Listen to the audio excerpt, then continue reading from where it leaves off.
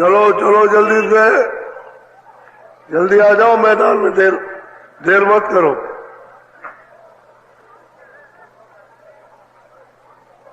चलो चलो, समय होने वाला।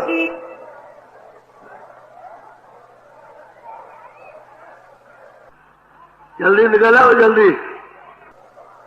आज बहुत अच्छा सुनाऊंगा, आपकी समझ में आएगा। दौड़ के आओ, सब सिर पर धोती रखो, ये सत्संग है। देखो, इस बात को गांठ में बांध लो कि जितना भी पूजा पाठ, जो कुछ भी गंगा स्नान, ये जो कुछ भी करते हो, इसका अंधेरे में क्या पता क्या मिलेगा क्या नहीं मिलेगा, अंधेरा है। इससे अच्छा उजाला ये है कि कोई भूखी आत्मा आ जाए। मनुष्य शरीर में कोई मुसलमान, कोई हिंदू, कोई छोटा, कोई बड़ा, कोई पढ़ा लिखा, अनपढ़, कोई भूखा आ जाए तो उसको छोटा सा चुटकी आटा दे दो, नहीं तो 2 रोटी उसको खिला दो। इससे बढ़कर के और कोई पुण्य नहीं। इस पुण्य के करते करते थोड़े ही दिनों में महात्माओं की प्राप्ति हो जाएगी। और कुछ करोगे नहीं होगा, महात्मा मिलेंगे। जो पक्का फैसला वो पक्का है, उसमें जो सत्य वचन है वो सत्य ही है, उसमें कुछ नहीं है। ये सुलभ सीधा उनके पाने का, ये सबसे बड़ा पुण्य, और इससे दया का द्वार खुल जाता है, जीवों के प्रति दया आने लगती है,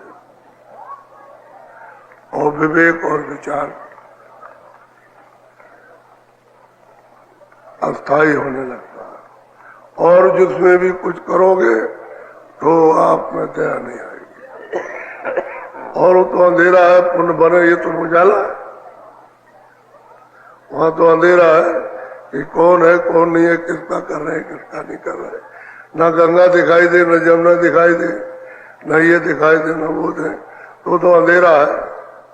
अंधेरे में क्या पता चले कि हम जो कर रहे हैं ठीक है या गलत है, मिलेगा कि नहीं, ये हो जाता है। कोई भूखा आ गया, सामने दे दिया तो आपका जी जुड़ा जाएगा कि हमसे ये काम हो गया, आपका दिल ठंडा हो जाएगा, हृदय आपका ठंडा हो जाएगा। थोड़े दिनों में काम क्रोध जो उत्पत्ति मचाते हैं, उधम मचाते हैं, वो धीरे से कम हो जाएगा। इससे बहुत बड़े लाभ। मान लो थोड़ी देर के लिए कि हमने अभी थोड़ी देर किया, तो कम से कम ऐसे पुण्य के भागी हो गए कि आपको ज्यादा 84 का चक्कर नहीं लगेगा। फिर नर्तन पा जाओगे तो फिर ये कर लेना। 84 का तो चक्कर मारना ही है, वो आपके बस की बात नहीं है। चलो चलो जल्दी से, जल्दी आओ जल्दी।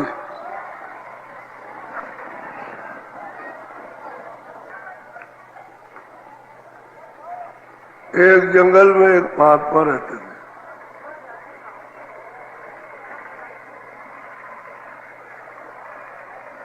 उनके थोड़े से शिष्य थे।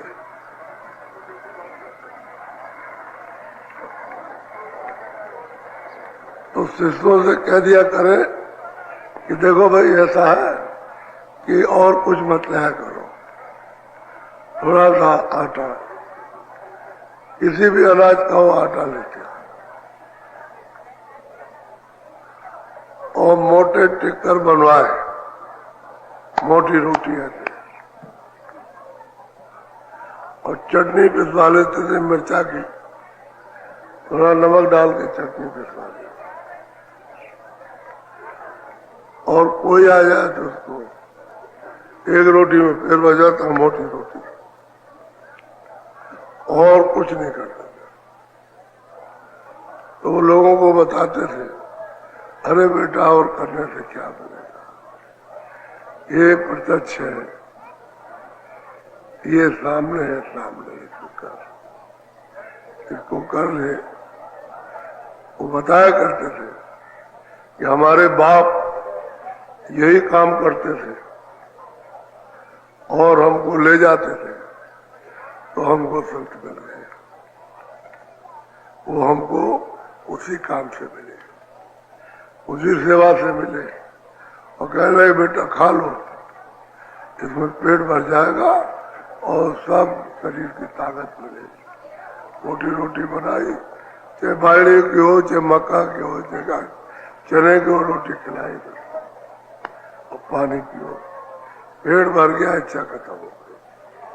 भूखों को रोटी देना, सूखा हो तो कोई आता है, जो आपके पास है उसको तो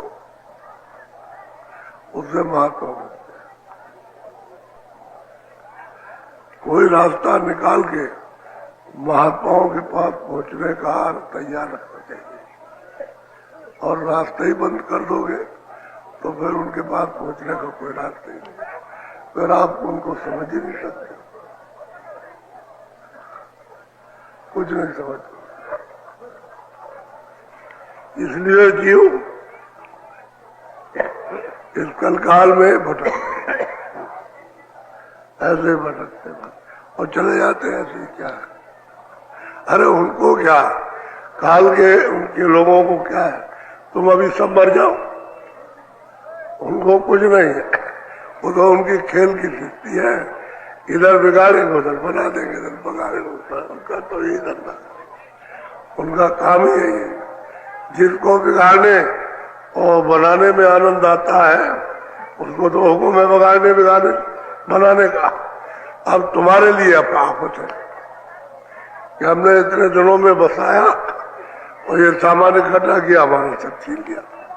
वो तो ऐसे देश में रहते हो तो लुटी जाओगे, सब छीन ले जाए, कुछ नहीं है। इसको सोचना चाहिए, वो कौन सी चीज है जो हमसे कोई छीन नहीं सकता, उसी की खोज करनी चाहिए, और वो है महात्मा महापुरुषों के पास। वहां आप पहुंच नहीं पाते उनसे, आपको आत्म सामग्री यानी सूरत का धन आपको ऐसे मिल नहीं सकता। ये कर रहे हो ऐसा कूड़ा काम, अनजान हो, जानकारी नहीं, तो वो सबको सिखाया करते थे कि ऐसा करो, और हम तुमको कहते हैं कि वहां पुरुष तुमको मिल जाएंगे, वो बताते थे। और कोई काम न गंगा स्नान करो, न जमुना करो, न तीरथ जाओ, न ये करो, न ये करो। ये सबसे उसका बनाया हुआ मंदिर है, इसमें वो जीवात्मा चेतन बैठे हैं, तो चेतन खुश होगी कि जड़ खुश होगी? तुम्हारी बुद्धि तो काम करना चाहिए, जड़ खुश हो जाएगा और चेतन खुश होगा। उसमें जीवात्मा उसकी चेतन है, वो बैठे हुए तो सामने होगा, तो ये है, भूल गए। आज बहुत अच्छा सुनाऊंगा, आपकी समझ में आएगा। वो तो बात यह है कि बुद्धि उलझ जाए और सुनने वाला हो तो सुनाया जाए। उलझी हुई बुद्धि देर में सुलझती है, अब उलझे हुए सब है तो क्या, मनमानी, मनमुख, जो चाहेंगे तो करेंगे, पूजा भी जैसा चाहेंगे वैसा करेंगे, आपकी बात नहीं मानते, और कर्म भी वही करेंगे जो हमारा मन कहेगा, उन्हें कर्मों करते। चलो चलो जल्दी से, जल्दी आ जाओ मैदान में, देर मत करो।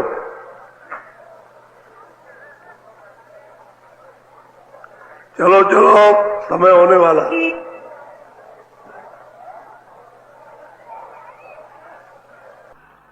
जल्दी निकल आओ जल्दी। जय गुरुदेव।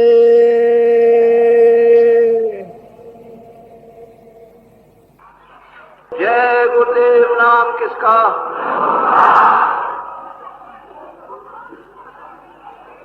जय गुरुदेव नाम किसका? मेरे प्यारे गुरु दातार मंगता द्वारे खड़ा।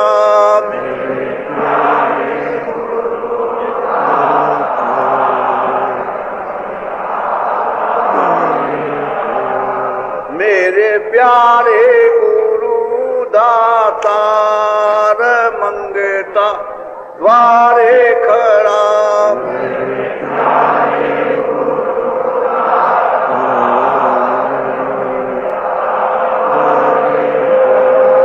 मेरा पुकार पुकार मेरे कर देखो जरा।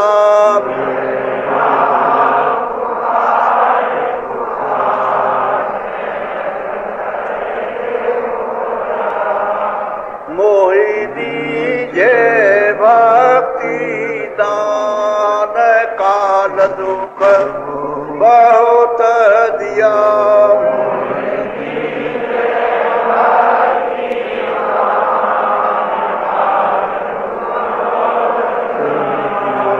मेरे तरफ उठिए माँ तरस को तरस रहा।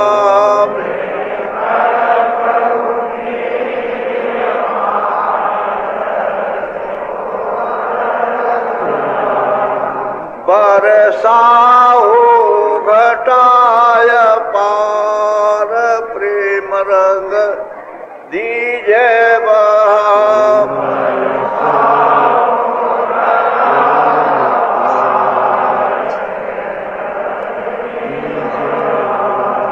सुरते भी जय मीरस धार तन मन होवे हरास।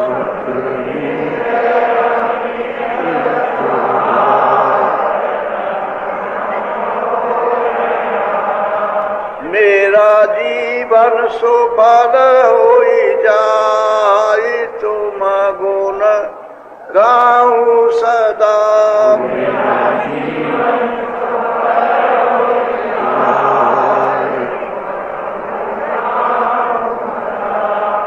मैं निश्चय धमनाकार तुम्हारे द्वारे पड़ा।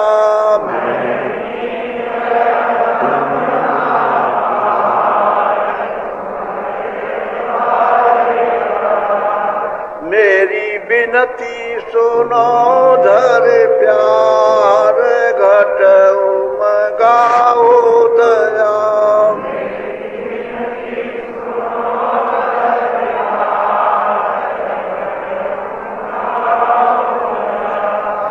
स्वामी जी पिता हमार जल्दी पार किया।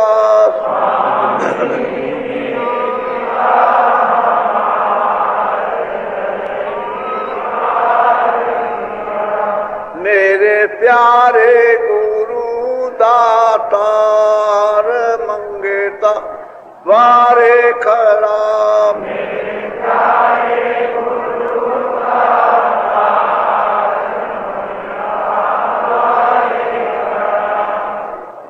सोचते रही बेचैन रैन दिन बहु पछतानी। मेरी लगी न प्रीत संग शब्द कहन मेरी सब ही कहानी। झुरत रहूं मन माए कौन से करूं बखानी। सुनने हार नहीं सुने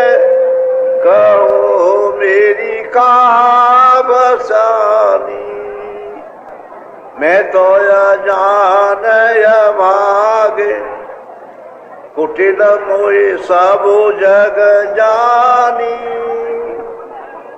जो अपना कर दिया लाज अब तुम्हारे समानी सोचते रही बेचैन रहन दिन बहु पछतानी मेरी लगी न प्रीत संग शब्द कहन मेरी सबोई कहानी। जय।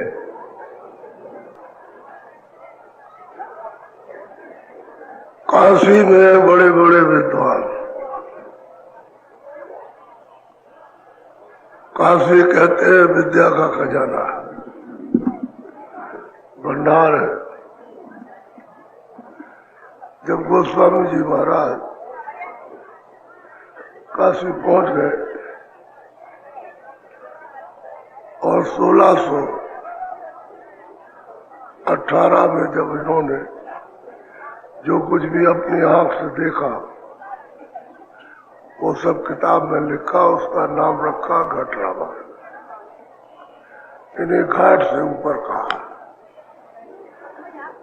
बाहर का नहीं, वो इन्होंने लिखा और लोगों से कहा कि भाई तुम अपने घर चलो, ये घर यहाँ नहीं है।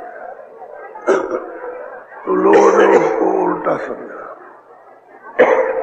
उल्टा अगर पूछ लेते कि ये क्या है तो शंका दूर हो जाती। उसमें सब तरह के विद्वान भड़क गए। अब विद्वता भड़क जाए और वो शांति संतोष सब्र चला जाए। काशी में रहते थे, साधु थे, तो इनको जाके वहां पूछ लेना चाहिए था, कोई बात होती तो बता देते। लेकिन वो कुछ नहीं, एकदम से और सबको इकट्ठा किया, मत भड़क गए। तो बड़े बड़े विद्वान इनके पास ऐसे नहीं पहुंचे, कोई कारण बन जाएगा तभी जाएगा। तो कह लगे इनको शिष्यों को पकड़ो जो उनके पास आते हो जाते हैं। तो शिष्यों को पकड़ा तो शिष्य कौन मिले? हृदय, कि वो इस मकान में रहता है, उसको पकड़ के लाओ। तो पकड़ क्यों रहे? तेरा तू और तू, तेरा गुरु क्या बताता है? उल्टी बात, अशुद्ध, यानी भाषा का भी अब बोध नहीं रहा। इतने बड़े बड़े विद्वान और भाषा का भी बोध न रहे। भाषा तो कुछ मुलायम होनी चाहिए, लेकिन कुछ लंठ भाषा उसका प्रयोग। तो उन्होंने कहा कि भाई ये तो संतों का रास्ता है और इस संत गति को विद्वान नहीं जान सकते, क्योंकि ये वेदों शास्त्रों में नहीं है। तो बस नाराज हो गए कि वेदों शास्त्रों में तो सब कुछ है और तूने कैसे कह दिया, बस उसको करना पड़ेगा। दो चार उन्होंने हाथ लगाए तो लोग आ गए, ठहर जाओ भाई, ठहर जाओ, या रुक तो जाओ। अरे कहने के मारो इसको खत्म करो, इसको क्या जरूरत है इसको यहाँ रहने की हमारी काशी में। और इस तरह से तो लोग ठहर जाओ, ऐसा करो। तो बहुत झगड़ा होने लगा। अरे कहने का कुछ नहीं है, मारो मारो। तो कोई इधर से हाथ चलाए, कोई इधर से चलाए, कोई इधर से। तब तक वो तकी मियाँ दरबार करने जा रहे थे, दिन का समय था। वो दरबार करते थे, वहां के मजिस्ट्रेट थे अकबर बादशाह के जमाने में। तो देखा कि बहुत भीड़ है वो जगह और झगड़ा हो रहा है। तो इधर जाना था तो मोड़ दी था घोड़े की लगाम। तो वहां जाके करे, चलो चलो चलो। मजिस्ट्रेट साहब आ गए तो सब डर गए। कह रहे क्या बात है? अरे कह लगे कि कुरान को, कतीब को और शास्त्रों को और इसको और काबा को और गंगा जमुना को ये भी मानता है। तो फिर वो बात को सुना, फिर उससे कहा क्यों रे ऐसा क्यों, तो कौन जाता है? तो उन्होंने बताया। फिर उन्होंने उर्दू में सुनाया, हृदय में सुना के तो मजिस्ट्रेट साहब मुसलमान थे, तकी मियां, वो तो चुप हो गए। उन्होंने कहा हृदय ने, अरे आप इसका जवाब तो दीजिए जो पूछा गया। वो कुछ नहीं बोले। अब ये लोग सब डर रहे थे कि तकी मियां बहुत न्याय करता है, तो ये हमको सजा दे देगा, सजा दे देगा। तो अब सब लोगों ने ये कहा कि भाई इसको किसी तरह से इधर से उधर मोड़ा जाए तब काम बनेगा। क्या लगा, अच्छा ठीक है, अच्छा इसको ले चले अपने गुरु के पास और उनसे कहा कि आप चलिए देखिए इनके गुरु कैसे। तो घोड़े पर सवार होकर के गए और सब लोग गए, और कोई ऐसे करे और कोई ऐसे करे और कोई कुछ करे और जल्दी से कोई मुक्का मारे, कोई कुछ करे, कोई लाठी मारे, ये सब काम करते थे। वहां जब देखा उन्होंने स्थान पर गए कि किसी की मूछें उड़ रही, कोई ऐसा कर रहा, कोई ऐसे समेट रहा, कोई ऐसे कर रहा, कोई डंडा लिए हुए है, कोई कुछ। तब फिर पूछा तो देखा कि भाई ये तो बहुत क्रोध में है। तो गोस्वामी जी महाराज उठ के खड़े हुए और सबको आसन दिया, जिसने उनके पास आसन मांगा सबको बेचारा, और कहा आप बैठिए बैठिए। बैठा फिर सबके पैर छुए। तो जो विद्वान थे इस नम्रता को देख करके झुक गए और चुपचाप साथ बैठ गए। बोल के उर्दन वाले वो तो कहे अरे क्या, अरे बस क्या चीज है, बस तो अब ठहर तो सकते नहीं है, तो चलो चलो चलो चलो देखा जाएगा, चलो। वो तो सब चले गए, ये रह गए। तो फिर उनसे वार्तालाप हो गई। उन्होंने जो जो पूछा है सबका जवाब दिया, अपनी तरफ से कुछ नहीं कहा, जो शास्त्रों में लिखा है, जो पढ़ते हैं उसी को कहा। अपनी तरफ से कोई बात नहीं कही, क्योंकि वो जानते थे कि ये मति के उलझे हुए, बुद्धि उनकी उलझी हुई है, हम कुछ और बताएंगे इसके समझ में नहीं आएगा। तो वही जो ग्रंथ है उन्हीं को ना इनके आगे लगते, तो बस उनके तो वो जरा सुन गया, ये सुनने लायक चीज है। यानी हर एक किसी महात्मा के समय में इस प्रकार की उलझने आई कि जगत अचेत अजान है, और वो क्या सोच रहा, क्या समझ रहा, उसको तो किसी को पता नहीं, तो इसमें फंसा पड़ा हुआ अंधेरे में। तो अंधेरे वाला ज्ञान तो कुछ भी बकेगा, होता नहीं। लेकिन महात्मा किस तरह से समझाते हैं वो समझने की चीज है। ये बड़े विद्वान उत्पाती, ये छोटे मोटे नहीं है, लेकिन देखिए पैर छूकर आसन दे करके, और आप बड़े दीन दयाल है, आपने दर्शन दिए, किस तरह से भाषा प्रयोग करके उनको शांत कर दिया। बोलो।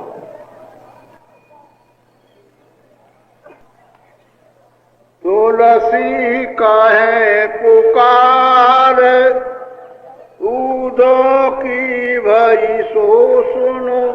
अब वो पंडित विद्वान बैठे हैं और सबको कह रहे हैं कि भाई देखो, जो तुम किताबें पढ़ते हो वो बुझो। कृष्ण के पास आते जाते थे और कृष्ण को अपना परम मित्र और विश्वास और प्रेम करते थे उनके साथ में। तो ये काशी के विद्वानों,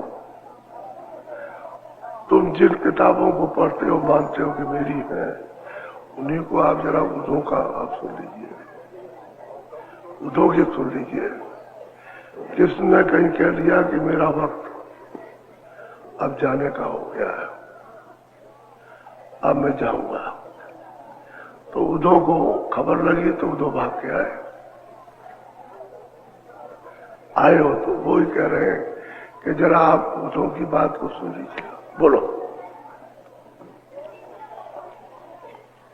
अर्जुन सुनो विचार, ये दवार कैसी करी। और कहते हैं भाई तुम सुनो तो, यानी अर्जुन की भी बात सुन लो।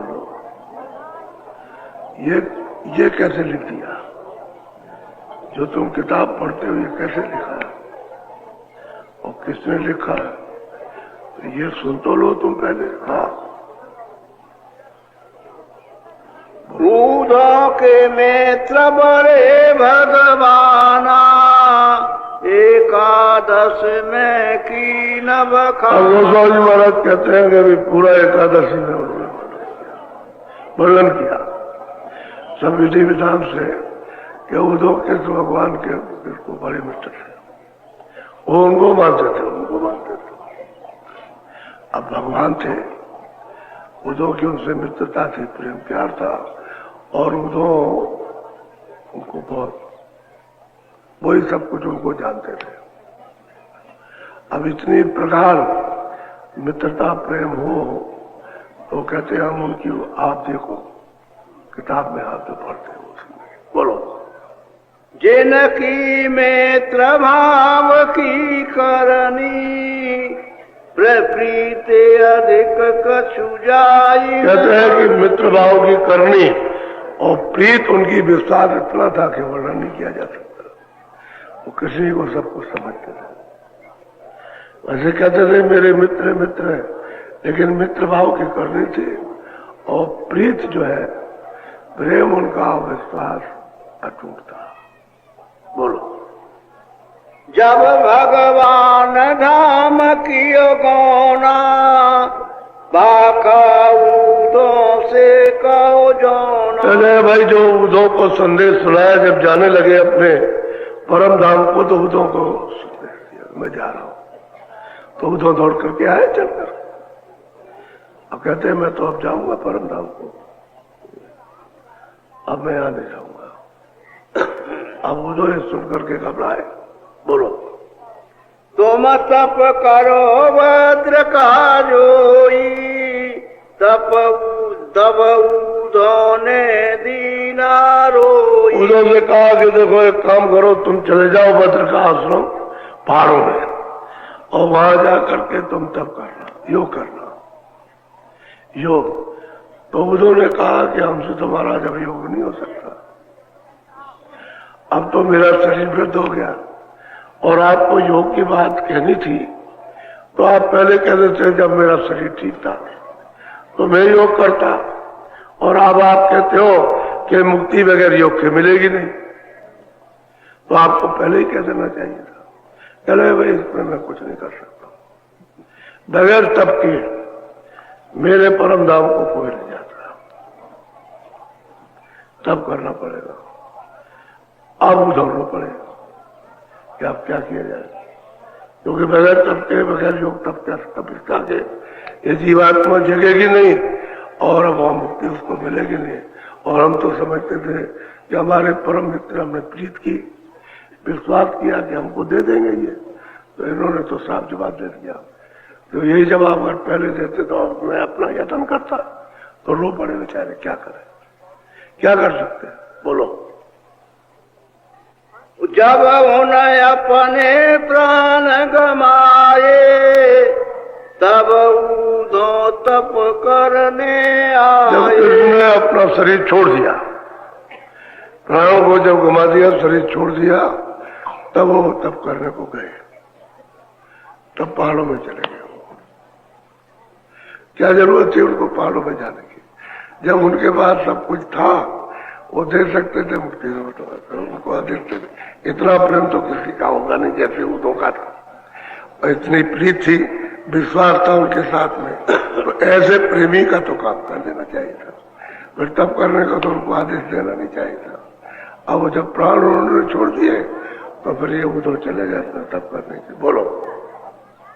उनको मुक्ति न दीनी भाई, तुम अपने मुक्ति कहाँ से अब वो पंडितों से कहते हैं कि देखो उनको उद्धव को कृष्ण भगवान ने मुक्ति नहीं दी है, अब ये बताओ कि तुमको मुक्ति कौन देगा?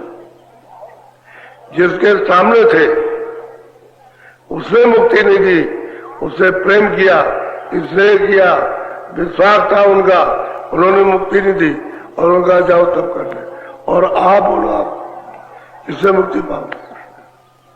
तो उसी भागवती में लिखा होगा, उसी में लिखा, जिसको तुम पढ़ते हो उसी में। हमने तो कोई अपने तरफ से कुछ नहीं कहा। बोलो। मित्र प्यार की ना बहुतेरा, नहीं उनका की न। कहते हैं कि मित्रता का जो प्यार किया है उसको क्या हमेशा याद रहे। ऐसा प्यार किसी ने नहीं किया, ऐसा प्यार किसी ने जैसे उद्धव ने किया। तो वो ये कि उनका निबेड़ा, इन्हें उनका छुटकारा नहीं किया, उनको मुक्ति नहीं दे सके, तो स्वर्ग भी नहीं पहुंचा सके, वैकुंठ भी नहीं, मुक्ति तो बहुत दूर है, स्वर्ग वैकुंठ भी नहीं पहुंचा सके। तो ये कहा कि जाओ योग करो और योग के बल से अपनी जीवात्मा को जगाओ, साफ साफ कहा, और फिर तुम मेरे धाम को जाओ। ऐसे कोई नहीं जा सकता, सीधा सीधा होता। अब उसी भागवत में आप सुनो, कोई और जगह से नहीं है, वो सब विद्वानों को समझा रहे। अब बताओ तुम किससे मुक्ति लोगे? भागवत से लोगे मुक्ति? वो तो कृष्ण थे, उन्होंने मुक्ति नहीं दी जब सामने थे, तो भागवत तो कुछ है नहीं है। भागवत में तो कागज पे काले अक्षर लिखे हुए हैं बस। बोलो। जो उनकी मुक्ति हो जाती तो सबको जाते कई भांति। अगर मुक्ति हो जाती कि भाई तुम्हारी मुक्ति हो गई, तो उनको क्या जरूरत थी उत्तराखंड में वहां तप करने के लिए? कोई जरूरत नहीं थी जब मुक्ति होती तो। लेकिन मुक्ति नहीं हो तो रो पड़े। उन्होंने कहा कि यही काम हमको पहले बताते, हम चले जाते, अपनी जीवात्मा को योग के बल से जगाते, लेकिन आपने तो मतलब यह है कि हम तो आपको सर्व कुछ समझते थे और हमारा तो कुछ नहीं था, तो रो पड़े। फिर क्या करें? लाचारी में आदमी जाएगा। लेकिन ये कहीं भी नहीं भागवत में लिखा कि उनको मुक्ति मिल गई, वो कहाँ गए, किस जगह की, कुछ नहीं लिखा। इधर लिखा रोते हुए तब करने चले गए बस, और कुछ। तो ये तो समाचार लिखना चाहिए था कि उनको मुक्ति मिल गई, कुछ नहीं लिखा। अब पंडितों को कह रहे, बड़े बड़े धुरंधर विद्वान कहते बताओ तुमने मुक्ति देखी है? अच्छा तुम ये बताओ तुमने स्वर्ग देखा, तुमने वैकुंठ देखा है? मुझे कैसे मुक्ति मिलेगी? उसका कोई आधार बताओ। किताब तो ये कह रही तुम्हारी, इसको पढ़ते कहते हो आज किताब हमारी सनातन है, तो वही तो कह रही, कोई मैं थोड़ी कह रहा हूं। बोलो। उनकी मुक्ति न कीनी भाई, तुम भूले के कहते उठो ऐसे मित्र की, ऐसे प्यार की, मतलब विश्वास प्रीत की, उसकी मुक्ति नहीं की, तुम कहते हो भूले हो। तुम्हारी कौन मुक्ति करेगा करके? तुम किस लेखे में हो? क्या है तुम्हारे पास? उन्होंने तो अपना जीवन उन पर अर्पण किया और उनसे प्रेम करते रहे। और ये तुमने किसी को देखा? बताओ तुम्हारा क्या गिनती है? वो भूल गए हो। वो स्वामी महाराज कहते हैं तुम भूले हो। तुम वो चीज खोजो कि ये मुक्ति कौन देता, कौन देगा। बोलो। और अर्जुन की कथा सुनाई, उनके बड़े मित्र थे। कहते अरे भाई तुम ये कहा? अरे पंडित जी, अर्जुन जो उनके साथ आगे पीछे रथ में बैठते थे, कृष्ण चलाते थे और अर्जुन चलाते, कभी वो बैठ जाए आगे, कभी वो चलाने लगे, और ऐसा मित्र भाव। और जो जो आदेश दिया उन्होंने, वो सब अर्जुन ने, पांचों पांडवों ने किया। मैं उनकी बात तुमको सुनाता हूं कि वो सब कुछ किया, उन्हीं के आदेश से किया कि ये करो, ये करो, ये करो, ये करो, उन्होंने सब किया। बोलो। उन बांधुन से युद्ध करावा, बांधु मराई पाप सिर लावा। कहते हैं कि भाई वो आपस में भाई बंद सब लोग थे, उन बंधुओं से कहते हैं युद्ध करा दिया, मारो इनको, काट दो, कोई तुम्हारा नहीं है, इनको काटो पीटो, और युद्ध करा करके सबका श्रृंगार कर दिया। बड़े बड़े योद्धा इसी जगह पर मारे गए, और ये सब काम करा करके सिर पर बोझा लादा, हत्या का बोझा लादा। गोस्वामी जी महाराज उन्हीं विद्वानों को कह रहे हैं, देखो वो क्या किया, यानी पाप करा करके बंधुओं से, अपने मतलब भाई बंधुओं से, और सिर पर पाप ला दिया, और कितना मारा, किस तरह से खून की नदी बहाई, और 56 करोड़ वहां मरवा दिए, वहां द्वारका में जाकर के वहां सबको खत्म कर दिया, साफ कर दिया। और आप मुक्ति की बात करते हो, बोलो।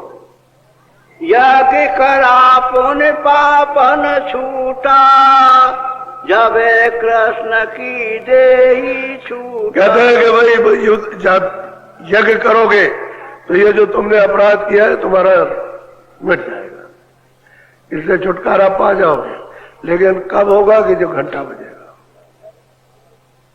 जब घंटा बजेगा तब समझना कि हमारा यज्ञ सफल हुआ। तो घंटा कुछ नहीं बजा, जग हो गया, बस उन्होंने तो शरीर छूट गया, और पांडवों को सबको आदेश दिया कि मुंह ढक लो, ये हत्या का तुमको अपराध लग गया। जैसे गाय मारने पर ये देहात के लोग बैठे तो हैं, किसी जगह डंडा लग जाए, गाय मर जाए तो वो मुंह ढक लेगा, उधर से चिल्लाता हुआ जाएगा गांव के बाहर से, और तब चिल्लाएगा जब रोटी खाने का समय आएगा। तो गांव वाले जब आवाज सुन लेते हैं, कोई भी सुन ले, तो घर में जाएगा रोटी बना करके, वहां जहां होगा उसके सामने पेड़ के नीचे रख देगा, तो अपना उठा के रोटी, मुंह नहीं दिखाएगा, और चिल्लाता हुआ जाएगा, और गंगा जी के किनारे जब स्नान करेगा और वहां नहा धो करके आएगा और गांव में भोज करेगा, तब वो समझता है कि मेरा पाप कट जाएगा, कट गया। तब लोग समझते हैं कि अब पाप कट गया। पाप कैसे कट जाएगा? गंगा जल से कटेगा पाप? गंगा में तो रोजी मछली रहती है, उसका छुटकारा नहीं होता, कच्चे मच रहते हो, और तुम रोजी स्नान करते हो, पाप कट जाएगा ऐसे? गंगा हो देगी? जहां गंगा है तो स्वप्न में कभी नहीं जा सकते, तो गंगा कुछ और है, ये नहीं है। वो कहते हैं कि भाई उनको तो पाप लग गया, आदेश दे दिया तो उत्तराखंड में जाकर एक गिरो, उस बेतरनी नदी में जो इतना ठंडा पानी है, जो गिर जाएगा फिर निकल नहीं सकता, बस निकल जाएगा, इतना गिरते ही बस बुद्धि एकदम खत्म, कुछ नहीं होता। इतना ठंडा पानी अब भी है उस नदी का, अब भी पानी हमने देखा, ऐसे उंगली डाली, ऐसे उंगली नहीं कर सकती, ऐसे खड़ी हो गई ऐसे उंगली। अगर हाथ डाल दिया तो हाथ ऐसा हो जाएगा, ऐसे नहीं करे, मुट्ठी की बन सकती, इतना ठंडा पानी है। तो जब कूद पड़े तो बस गए, गल गए, वहां क्या देर, जब बुद्धि खत्म हो गए। बोलो। उनसे काहि बारे जावो, तामे देही जाई गमा। जाओ हिमालय में और देही को वहां खत्म करो, तो मतलब यह तब तुम्हारा ये जो आत्महत्या जो लगी है, सिर पर जो भार है शायद तुम्हारा, वो भी नहीं कहा उन्होंने कि पाप कट जाएगा, तो साफ कह दिया है कि हत्या का पाप तुम्हारे ऊपर लग गया, इसको मुंह मत दिखाना, नहीं औरों के ऊपर चढ़ जाएगा। तो मुंह ढक के गए ये लोग, दूर ही दूर गए, दूर ही दूर ऐसे अपना चलते गए। बोलो। पुनि सो परे नरक के माई, गीता में देखो। अरे कहते हैं कि तुम उसमें किताब में देखो, जो उन्होंने लिखा है वो चले गए सीधे नरक, घोर नरक में जाकर के पड़े। तो युधिष्ठिर के बारे में इतना लिखा है कि इनको ले गए कुछ दूर धर्मदूत, फिर उनको जमदूत ले गए, तो रास्ते में लिए जा रहे, तो इतनी हवा आ रही है वो बदबू की, तो कह लगे अरे जमदूतों इधर से बड़ी बदबू आई, बर्दाश्त नहीं होता। अरे कह लगे चलिए अभी आपने क्या देखा, चलते गए तो उधर जोर की आवाज चलने लगी, कह लगे कि अब नहीं बर्दाश्त होता, अभी नहीं, इसको हमको लौटा दो। कह लगे अभी चलिए, तो उधर मतलब है कि आंधी आने लगी और फिर बड़े बड़े बदबू के तूफान कह लगे चलो चलो वहां चलो, अभी बीच में हम नहीं छोड़ सकते। तो जहां ये सब के सब वहां गो नरक में थे वहां जाकर के इनको छोड़ा। तो देखा कि अर्जुन है, ये द्रौपदी है, नकुल है, सहदेव है। फिर वहां सब दिखा दो गए, कहा कि चलो आप चलो वहां। कह लगे इनको भी ले लो कि इनको हम नहीं ले सकते। कह रहे तो हमको छोड़ दो। कह रहे ना हम आपको छोड़ सकते हैं और ना इनको ले जा सकते। इतना इशारा तो जरूर किया और बाकी सीधे तरफ हो गए। तो अगर मान लो कि ऐसे समृद्ध पुरुष थे तो मतलब यह है कि वो नर्क में काहे हुए। वो तो खुद कहते हैं कि मैं काल रूप हूं, मैं शुभ अशुभ कर्मों का फल देता हूं, मैं किसी को मुक्ति नहीं देता, किसी को मोक्ष नहीं दिया करता हूं। मैं तो जो आपने कर्म किए मृतलोक में उनका हिसाब करता हूं, मैं वो देता हूं। तुम अब समझते रहो कि तुम मुक्ति मिल जाएगी, ऐसे कैसे मिल जाएगी मुक्ति। साफ साफ कहते हैं काल रूप, मैं तिनकर भ्राता शुभ अशुभ कर्म फल दाता। उसी किताब में लिखा, और पता नहीं क्या पढ़ते हो क्या समझते हो। बोलो। अर्जुन मुक्ति न पाई भाई, मांगो उनसे कई विधि जाई। अब बताइए, अर्जुन को तो मतलब है मुक्ति मिली नहीं जिन्होंने कृष्ण को देखा था। आपने तो कृष्ण को भी नहीं देखा। अभी बताओ मुक्ति तुमको कौन देगा? हे विद्वानों, काशीवाद से तुमको मुक्ति कौन देगा? उन्होंने मुक्ति नहीं दी जो उनके सामने थे। अब तुमने तो कृष्ण को देखा नहीं, उनको तो 5000 वर्ष हो गए हुए। अब तुमने देखा ही नहीं, अब कौन देगा? बड़ी साफ बात है। ये तो समझ में मोटी आती है। ये कोई ऐसी थोड़ी है कि ऐसे कह दिया। कोई मतलब प्रमाण दिया जाए तो प्रमाण पक्का होता है, सबूत पक्का होता, कच्चा नहीं होता, और सबकी समझ में आता है कि बात सही है। अब आप कहते हो कि मतलब हम किसको मानते, राम को? आपने देखा? अरे भाई वो कहो कि भाई कृष्ण कहाँ है, राम कहाँ, तो वो किसी से पूछो कि भाई कोई राम का भेद जानता है, कोई कृष्ण का जानता है, हमको वहां तक पहुंचा दे, तो मिलना चाहिए पहुंचाने वाला। वही बात तो वो भी कह रहे हैं कि बताओ तुम कैसे, तुमको तो क्या पता। जब उनको नहीं दी तो आपको तो कृष्ण आपने देखे नहीं, तो आपको कौन दे देगा? बोलो। कृष्ण काल सब जग को खाई, ताको तुम्हारी किताबों में लिखा हुआ है बड़ा स्पष्ट और साफ कि जब वो मतलब अवतारी शक्तियां आती है निरंजन भगवान की, तो जब सृष्टि में अनर्थ फैल जाता है तो ये आकर के संघार कराती है, जनसंख्या को कम करती है। उसमें साफ लिखा कि मेरी शक्तियां जाती हैं, अवतार लेती हैं, तो मतलब यह है कि जनसंख्या की कमी करती है। लड़ाई करा देंगे एक मुल्क से दूसरे मुल्क में, और तमाम रिया यानी कट पीट करके बराबर हो जाएगी। बस थोड़े ले जाएंगे लोग तो धर्म का प्रतिपादन होने लगेगा, लोग धर्म को मानने लगेंगे। बहुसंख्या में नहीं मानते धर्म को, वो तो साफ कहते हैं। तो आप बताओ, वो तो मतलब यह कि काल है, कर्मों का हिसाब करते। जब सृष्टि में धर्म फैल गया तो शक्ति आएंगी। अगर वो महात्मा हो तो अभी तक हो जाता काम। महात्मा यहां नहीं होते तो अभी तक काम उनका हो गया था, हो जाता उनका काम। वो तो महात्माओं की विशेष करके कृपा है कि उनको मौका मिल जाए, गए और जरा सा महात्मा अपना काम बिल्कुल बंद कर दे, चुपचाप हो जाए, तुरंत मौका मिल जाएगा। अभी देखिए सब चीज बनी तैयार रखी है, किसी का भी मस्तक घुमा दिया, फटाफट फटाफट मारा उसमें, तो कहते हैं कि सब पृथ्वी को मतलब पानी बना दे, जल बोझ के खाक हो जाएगी। ये सब सामान बना करके रखे हुए। वो तो महात्मा मतलब ये इनको मौका देते हैं तो ये समझते ही नहीं। तो कहते हैं वो विकराल है, कर्मों का हिसाब करते हैं। वो क्यों जोड़ देंगे? वो अपनी शक्तियों को भेजते हैं और उनसे मतलब ये काम करा करके और तुमको कम कर दे। वो तो बताइए कि जिसकी सृष्टि वो अपना काम करेगा, आप उसमें फंसे पड़े हुए तो तुम मुक्ति किसी को नहीं मिलेगी उनसे। एक को भी मुक्ति दी हो बताइए आप किसी जगह की मैंने मुक्ति दे दी है? बोलो। ताको जपो बहुत मन तो कहते हो उसको देखा नहीं और मन लगा। जिसने देखा, प्रीत की, मन लगाया, मित्र अपना जो कुछ उनको समझा कि आप ही सब कुछ हो, मित्र का मतलब आप भगवान हो, आप ही सब कुछ हो। उनका तो कुछ काम नहीं हुआ। और तो कहते हो हमने मन लगा, किसको लगाया मन? किसमें मन लगाया? एक भी बात नहीं मानी। जितनी मूर्तियां रखी हुई हैं मंदिरों में, उनके आदेश का एक भी पालन नहीं करते। अगर आज मंदिर में मूर्तियां रखी है उनका पालन करने लगे तो सृष्टि में सब सुधार होगा, सब चरित्रवान हो जाएगा, सब के सब एक भी पालन। तो ऐसे ही उनका मन ऐसा धोखा दे रहा, तो धोखे से कहीं मुक्ति मिलती है? जब मन धोखा देता है सबको, देवता को धोखा दे रहा मन, और जो लोग हैं उनको धोखा दे रहा, तो ऐसे मुक्ति मिल जाएगी? तो किसमें मन लगाते हो? वो तो कोई उपदेश करते नहीं। उनका कर देखो ये तलवार है, अगर अब ये चोरी करके आए तुम्हारा हाथ काट लिया जाएगा, आप कभी नहीं जाओगे, वहां कभी नहीं जाओगे। मैं ऐसे देवता को नहीं चाहता, वो तो सब देखता रहा, मैं करता रहा, मुझे तो ऐसा देवता चाहिए।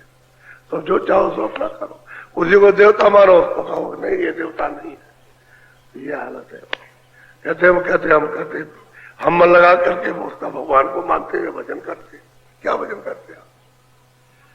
जिसने भजन किया उसका तो बेचारे का कुछ नहीं हुआ। बोलो, ऐसी तुम्हारी मति रानी, काल से मांगो मुक्ति। अब गोस्वामी जी महाराज कहते हैं विद्वानों, तुम्हारी मति खराब हो गई, अरे तुम अज्ञान हो गए हो, तुम काल से जो कर्मों का हिसाब करता है पाप पुण्य का, उससे तो कहते हो कि मुक्ति मांगो। पहले तुम अपना कर्जा तो किसी से चुकवा लो, जो तुमने लाद रखा है कर्मों का, ये जब चुकेगा तभी तो। इसके चुकाने वाले तो कोई अवतार ही सकते हो, तो नहीं कि हम तुम्हारा कर्जा चुका देंगे। कर्जा तो संत चुकाते हैं, उन्हीं को अधिकार है, किसी को अधिकार। संत मिलेंगे तभी ये पाप उनका कर्जा चुकेगा, और कोई नहीं चुका सकता। और वो चुका नहीं सकते तो साफ ही लिखा हो कि मैं कोई कर्जा नहीं चुका सकता। जो आपको अधिकार दिया है कि अच्छा बुरा जो चाहो सो करो, छोटा और बड़ा, मैं उसका मतलब ये फल देता हूं, सीधा सीधा ही। मैं उसको छोड़ नहीं सकता हूं, मैं ब्याज की बोलूंगा, अच्छा करोगे बुरा करोगे मैं ब्याज की। ये तो संत करते हैं काम। कर्जे को यानी पाप और पुण्य को दोनों को संत बैठते हैं, जो उस मालिक को प्राप्त करते और कोई नहीं कर सकता। तो तुम उससे मांगते हो, कहते हमको मुक्ति दे दो, कहते मुक्ति दे दे। तुम्हारी मति, तुम्हारी बुद्धि खराब हो गई। पंडितों को समझा रहे, पहले पैर छुए, आसन लगाया, पैर छुए, हाथ जोड़ा उनको विनीत भाव से, और जब सुनने को बैठ गए तब सुना रहे। तो अपनी बात थोड़ी कुछ कह रहे, जो पढ़ते थे वही कह रहे। बोलो, सोने पांडित मन में गुनो, तुलसी कहत प्रमाण। कहते भाई तुलसी ने तो प्रमाण दे करके तुमको बताया, अब तुम अपने मन में गुनो आंखों से देखो और बुद्धि से विचार करो ठीक है कि नहीं है। हमने तो प्रमाण दिया तुमको, तुम कहोगे प्रमाण ले आइए, कहाँ लिखा हुआ है? तो कहते हैं देख लो प्रमाण। प्रमाण दे करके समझाया उन्होंने, अपनी तरफ से कुछ नहीं कहा। ऐसे ही हृदय ने उनसे कहा था कि भाई संत गति तो अलग है, न वहां वेद जा सकते हैं, न योगी जा सकते हैं, न ऋषि मुनि, ये कोई नहीं वहां जा सकता, वो तो परे है, वो तो ईश्वर और ब्रह्म से भी परे। उन्होंने भी यही कहा। तो वो इतने बना तुमको तो नाराजगी थी कि हमारा व्यापार चला जाए। कोई गंगा जमुना को थोड़ी मना करते कि भाई कुएं को मना करेंगे तुम नहाना नहीं, कुआं मिल जाए तो कुएं, तालाब मिले तालाब में लाओ, नदी मिल जाए नदी में स्नान करो, उसको कोई मना थोड़ी करता। ये धोखा है कि हमको मना करते, हमको मना करते। महात्मा कभी नहीं मना करते, खूब नहाओ, तो ऐसा नहीं करते। तालाब में पानी हो, कुएं में हो, नल में हो, सबको नहाओ, 4 बार नहाओ, मना कहते। लेकिन तुम कहोगे कि भाई हमको मुक्ति दे दे जल, हे पेड़ मुक्ति दे दे, तो जब कृष्ण ने मुक्ति नहीं दी है तो बताओ मतलब ये जल कैसे दे देगा, वो कैसे देगा? ये तो सोचने की बात है। जल से नहीं, वो तो चेतन से मुक्ति मिलेगी, तो चेतन को जब पाएगा तब मुक्ति देगा, ऐसे नहीं मिल सकती। तो कहते हैं भाई हमने तो प्रमाण दे दिया। आप बोलो, ये तो दरस है यही विधि, गीता करत बखान। कहते भाई गीता में भी कहा और भागवत में भी, वो आपका बखान करती है, आप उसको देखिए, पढ़िए, उसको सुनिए। आप जो मतलब है जिसमें जो लिखा उसको तो फट पन्ना पलट दिया, और आपको कुछ और सुना दिया, कई पन्ने पलट करके फिर वो सुनाया जाता आपको। अगर वो कहीं सुनाए तो आपकी मतलब बुद्धि जाग जाए तो आप हमारे पास आओगे ही नहीं। ये हो गया असल में, उसको पन्ने को पलट देते ऐसे करके, उतना छोड़ देते, ये कहते हैं कि तुम्हारा व्यापारी खत्म हो जाएगा। बोलो। तब माना बोले कर जोरे, ये तो पूरे आई मन मोरे। अब माना इतना बड़ा विद्वान, माना श्यामा जिन इतने बड़े काजी के विद्वान, इनके पीछे सब जनता चलती थी, अब हाथ जोड़ने लगे, कह लगे सत्य सत्य अब समझ में आई कि आपने जो कुछ भी कहा सत्य कहा हमें। वहां तो अब इनको मारने दौड़े थे कि मारो मारो इनको, मारने के लिए तो इनके पास आए थे, इनको मारेंगे इनको।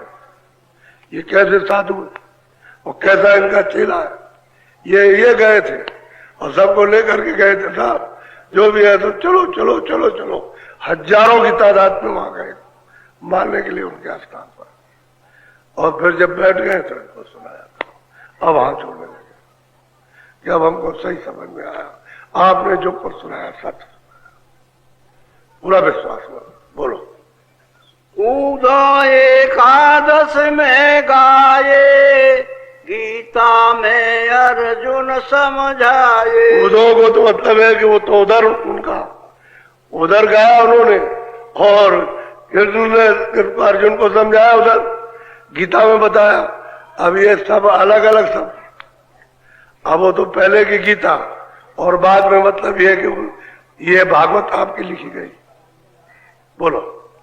मोक्ते न भाई तबे तप कीना, यही विधि से मोहि भयो यकीन। कहता है जब भाई मुक्ति नहीं हुई तभी तो तप को गए, अगर उनसे मुक्ति मिल जाती और मुक्ति पद पर पहुंच जाते तो फिर तप क्यों करने की जरूरत।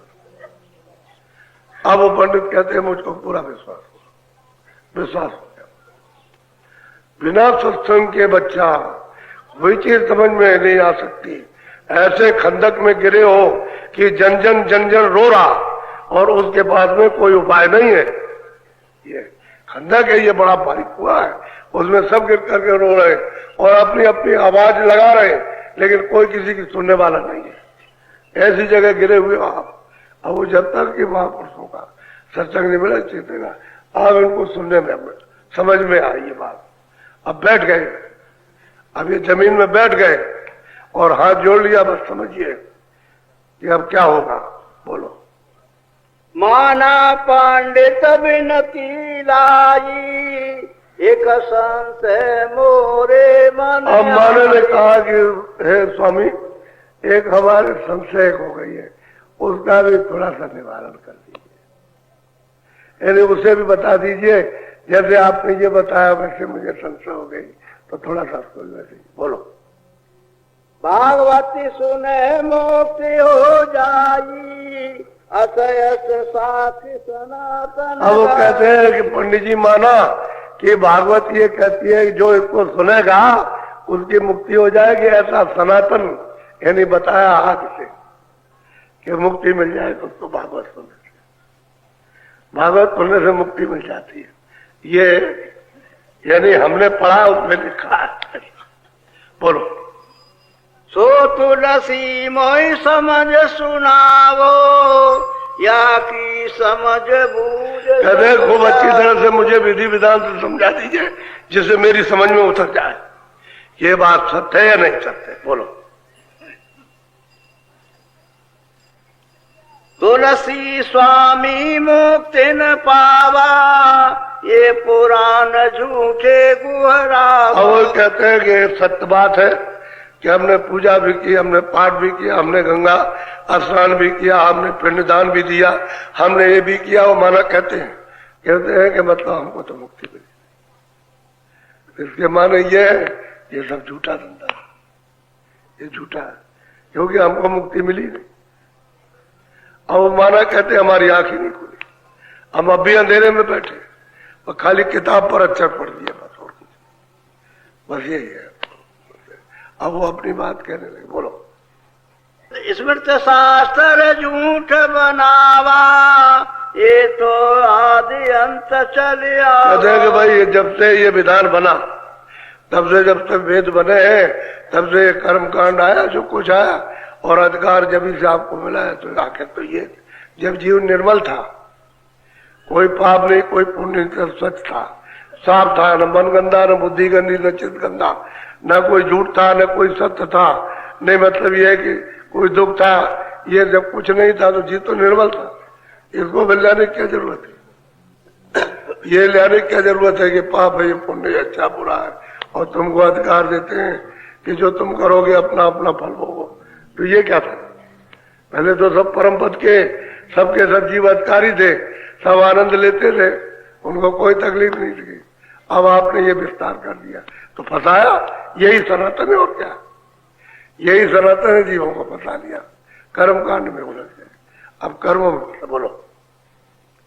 माना सुनियो काल काल पसारा, वो दयाल पद न से। अब वो गोस्वामी जी कहते हैं कि अरे माना, तुम अच्छी तरह से सुन